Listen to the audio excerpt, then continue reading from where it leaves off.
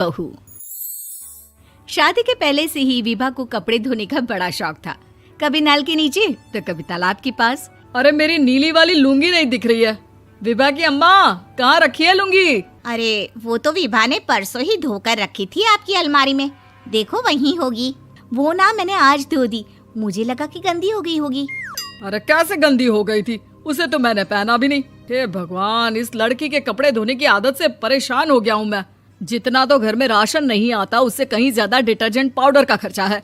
इसकी शादी करवा दो, शादी जाए अपने घर में ही करे काम, फिर चाहे घर के कपड़े धोने हो या पूरे गांव के। हाँ ठीक बोल रही हूँ, देखता हूँ मैं कोई लड़का। वो दिन भी आ जाता है जब विभा को देखने लड़के वाले आ जाते हैं। लड़की मुझे अच्छी लगी। होने वाली सास कहती है, बेटी अगर कुछ पूछना है तो पूछ लो। वैसे तो हमारी लड़की बहुत ही शर्मीली है, जो बोल दो वो मान लेती है, इसे क्या पूछना होगा। अरे कैसी बात कर रही हो माँ, मुझे इन लोगों के घर रहना है, सवाल तो कई है। हाँ हाँ बेटा, पूछ लो ना, क्या पूछना है। आप लोगों के घर कपड़े कौन धोता है? सास का मुंह बन जाता है। देखो, अगर तुम ये कहना चाहती हो कि तुम्हें कपड़े धोने नहीं आते तो सुन लो, कपड़े मैं ही धोती हूँ, लेकिन तुम्हारे आ जाने के बाद मैं रुमाल तक नहीं धोऊंगी। अरे चुप रहना भाग्यवान, बहू बेचारी घर आई नहीं, उसे डराना शुरू कर दिया। वो क्या है ना बिटिया, अभी तक तो ये कल्लू की माँ ही धोती थी, लेकिन अब तुम्हारे पापा तो दहेज में वॉशिंग मशीन देंगे ही।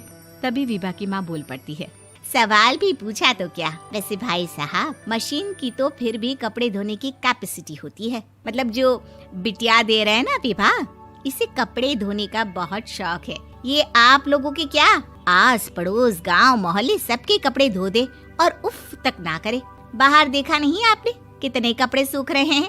सब हमारी बिटिया ने ही तो धोए हैं। बस भी करो ना माँ, शर्म आ रही इतनी तारीफ सुनकर। और तो और एक दाग निकाल कर दिखाओ तो मान जाऊं। हाँ। अच्छा, माफ करना बेटा, मैंने गलत समझा। हमें तो रिश्ता बहुत पसंद है। और ऐसे जुड़ जाता है रिश्ता कपड़े धोने का शौक रखने वाली विभा का। उसकी शादी हो जाती है कोयला फैक्ट्री में काम करने वाले कल्लू के साथ। शादी के बाद अचानक विभा चिल्लाती हुई सास के पास आती है। सासू माँ, अरे सासू माँ कहाँ है आप? ये तो धोखा है, धोखा दिया आप लोगों ने मुझे। इसे ससुर के चक्कर के बारे में पता चल गया। अरे तो उसमें तुझे क्यों धोखा मिला है? अरे नल में पानी नहीं आता, कपड़े कैसे कब धुलेंगे? अच्छा, तू पानी नहीं आ रहा उसकी बात कर रही है। तो आपने क्या सोचा? कुछ नहीं। अच्छा, तेरी माँ ने कहा था कि कपड़े धोने का शौक है तुझे, याद आया मुझे। शौक बोलकर कपड़े धोने वाले मेरे जुनून को कम ना आके सासू माँ, कपड़ा धोना मेरा गुरूर है। तभी पति भी वहाँ आ जाता है। अभी मैंने इसे सनी देओल की फिल्म दिखाई है, उसी के डायलॉग मार रही है माँ। अच्छा सुन, साफ साफ बता रही हूँ, पानी सुबह 4 से 6 और शाम को 10 से 12 आता है, समझी? विभा टाइमिंग सुनकर हैरान हो जाती है। ये क्या भूतों का मोहल्ला है? सुबह 4 बजे उठकर कौन कपड़े धोता है? 4 बजे टंकी में पानी जाता है, फिर सारा दिन धोना ना, किसने मना किया?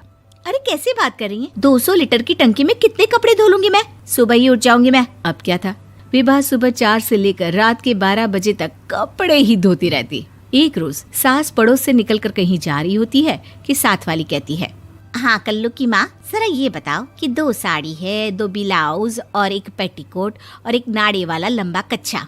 हाँ तो? अरे तो क्या, कितना लोगी धुलाई ये बताओ। धोबन दिख रहे हैं हम क्या? हमारे पति सरकारी नौकरी से अभी रिटायर हुए हैं और बेटा सुपरवाइजर है कोयला फैक्ट्री में। धोबन समझ रखा है हमें? हाय रे कल्लू की अम्मा, माफ कर दो, वो तो मोहल्ले में यही सब बता रहे थे कि तुमने बहू को कपड़ा धुलवाने के काम में लगा दिया है। सास को पड़ोसन की बात सुनकर गुस्सा आ जाता है। वो घर पहुंचती है जहां घर के बाहर ही इतने सारे कपड़े सूख रहे होते हैं जितने कि किसी धोबन के घर पर। अरे ओ कल्लू की दुल्हन, बाहर निकल। माँ जी यहीं आ जाओ, बाथरूम में चादर धो रहे हैं हम। अरे अभी हम धोते हैं, तुमको बाहर निकलो। ये आस पड़ोस वाले बोल रहे हैं कि हम बहू से कपड़े धुलवा कर उसे कपड़ा धोने वाली बना दिए हैं। अरे छोड़ो ना माँ जी, किन लोगों की बातों में आती हो? आस पास के लोगों का तो काम ही होता है कि वो किसी तरह सास बहू को लड़ा दे। बहू सारे घर के कपड़े धोती है, ये क्या कम है? बोलिए।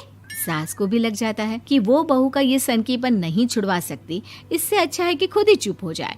एक रोज सास और बहू मंदिर जाते हैं, जहाँ सास की साड़ी वहाँ खड़ी भीख मांगने वाली से मिलती है। माँ जी क्या बात है, आपकी साड़ी उस भिखारन से कितनी मिल रही है ना? हाँ हाँ, देखो तो दोनों की साड़ी मिल रही है। क्या बात है कल्लू की अम्मा, तुम खुद को तो अफसर की बीवी बताती हो और ऐसी सिंपल सी प्लेन साड़ी पहनकर घूमती हो। सिंपल और प्लेन नहीं है ये साड़ी। तो क्या सोने के धागे से फूल बने हैं? कुछ भी सासू माँ, कुछ भी। हाँ, बने थे इस साड़ी में सोने के धागे से फूल। मेरे पति लेकर आए थे मद्रास से स्पेशली मेरे लिए 10,000 की।